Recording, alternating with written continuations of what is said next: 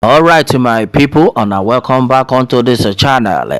No be small something, still on the matter. Yoruba nation, no going back. Exactly, waiting the people them they talk about. Exactly, waiting they be. All right, my people. Now, many things they happen. That woman, when they call Dupe Onidoti, don't come outside, and then onto this one, she don't talk many things. We be say you know jelly, you know enter, you know even follow according to waiting we they see. Now this woman don't talk one thing wey be say e don come spoil everything wey be say she don dey talk. But before I talk that thing wey spoil everything, I go just try to paraphrase some of the things wey be say this woman don talk unto the level say Yoruba nation no dey. My brother, my sister, she dey talk to say Yoruba nation no dey. The only thing wey dey na Adele, Ijoba Adele. My brother, my sister, what is going on? Yes, so this woman don come outside now, come dey talk many things, say like this. So she really dey sorry, say all this while she never come outside, but now she don ready. Say now, in fact, she talk one thing, say very soon, dem go announce their Ijoba Adele. Say dem go announce the Ijoba Adele. That immediately they announce the Ijoba Adele lasan. Say the orílẹ̀-èdè Yoruba e don start be that.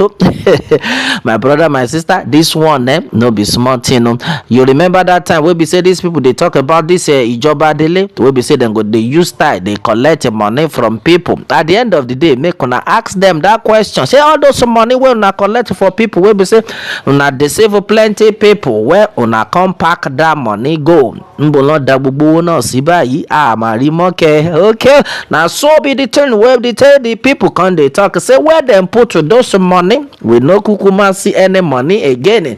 Make these people, make them tell us who dem dey work for, who dem be. Because this one wey una dey come outside now, they tell all the Yoruba people, say there is nothing like a Yoruba nation. Stylishly, na wetin dem dey talk, say na only thing wey dey now be say Ijoba Adele. Which one come be Ijoba Adele again? And then she can't talk one thing wey spoil everything. Say immediately them announce this Ijoba Adele, meaning they don't take over be that. And then she can't talk one thing wey can spoil everything. She say very soon then they come to Ibadan town. Say that they enter Ibadan. Say as soon as they enter Ibadan, say in fact, as soon as they enter Ibadan, say make everybody just ready. Say they don't take over. Now somebody come they talk. Say this one where you they talk. Say if una enter Ibadan, you don't set. Okay. Now wetin go come happen to the Oyo State governor where they say una go tell and say make a pack and load. This one where you they say now don't take over Yoruba land. So now you want tell us say you go come tell the governor of Ekiti State make him pack and load, say you don't take over. Waiting go come happen for Lagos State, you go say you don't pack, you don't take over, abi. Even for Ogun State, all the southwestern part of Nigerian state, Ondo and Osun and the rest of them, waiting what happen. Okay, now I make everybody come to talk. So this woman, say this woman 419, Ilongo. Say this woman 4199, Ilongi well. Say all those things where be say she don't talk, where be say everybody, where be say support them, come the kabamo, where be say many people they come arrest them. You remember that time where be say she carry some people come outside, they say make they enter this radio station where they call Amoludum. He come so clutter for them where they come they say hey she obey left to right, right to left. All those people wey no get a uniform, wey just go so one small t-shirt, he come print Yoruba nation just to implicate the real people. Why you no print Ijoba Adele for the back of that clothing? Because now you dey tell us say anybody wey go against your Ijoba Adele, you go arrest them. Now we want know, shey na Ijoba Adele na him we dey talk, abi na Yoruba nation? Because now this woman don use style change the whole matter, say na only Ijoba Adele. Who be these people wey be say dem be this Ijoba Adele? Now everybody don't talk am say like this. Make this woman just pack her load, make she come out for this matter, make she let us hear word. And now she can't see talk say like this. So she fight for this government wey be say e dey there now, this APC government. So make anybody no talk to her anyhow. They come say you fight for the government wey be say you dey talk about Ijoba Adele. Which one you can't dey? My brother, my sister, no be small something.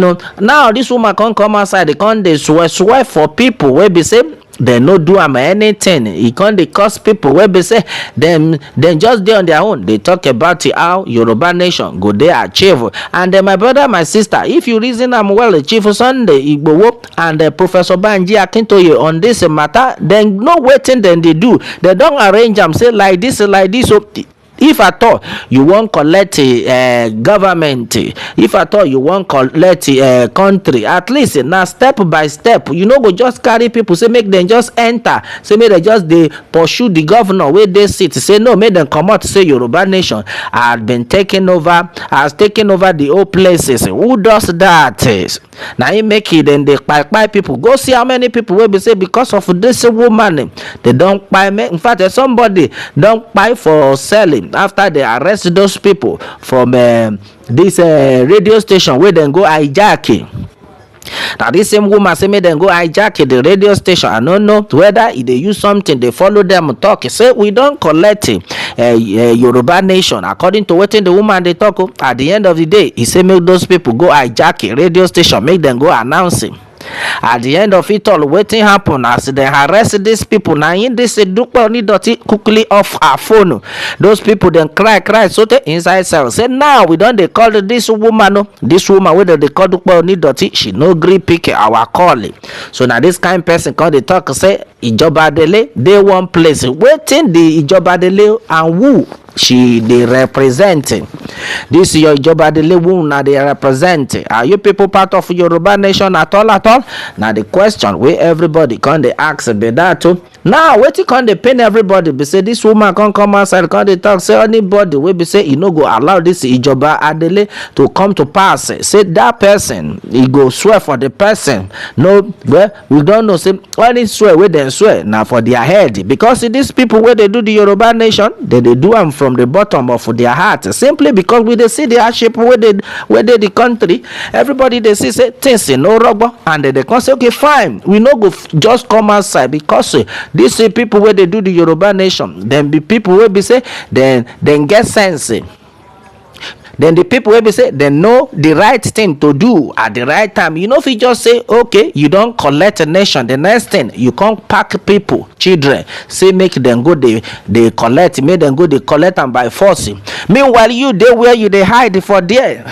The cocoa now be say everybody don't come outside. Come say this woman, if you know say you really understand the waiting you they talk, you really mean it, waiting you they talk, no wala, make you just come by yourself, come inside this in Nigeria, make you come lead and the people then go follow you. At least Chief Sunday Igboho they talk say okay, Yoruba nation, this is what we want. Everybody they see the man, everybody they follow him, then they see what in they talk in, they appear. But you they inside one hole, you they lie for people, they deceive for people, you they push people, make them go by. Waiting be your gain, waiting be your plan. Now waiting everybody they talk about to be that. So now as the thing come be now, they can't talk and say Dupe Onidoti. If you know say you really mean waiting you they talk, if you know say you genuine, now you go come to Nigeria, may you dey front, every other person go dey your back. That time we go know say you really ready for the matter where you they talk about. Well, my brother, my sister, now the news where they reach us now be this up onto this channel where I can say make a let on know as the bonus, as the heart. Yeah, me well, if this one na the first time we be say you they join us for this channel, I beg you make it just try to subscribe, make it try to the share, make it try to the like, and then our prayer be say our good Lord go help you all as they support us on this onto this channel. Before I go come now way next time, I say bye for now.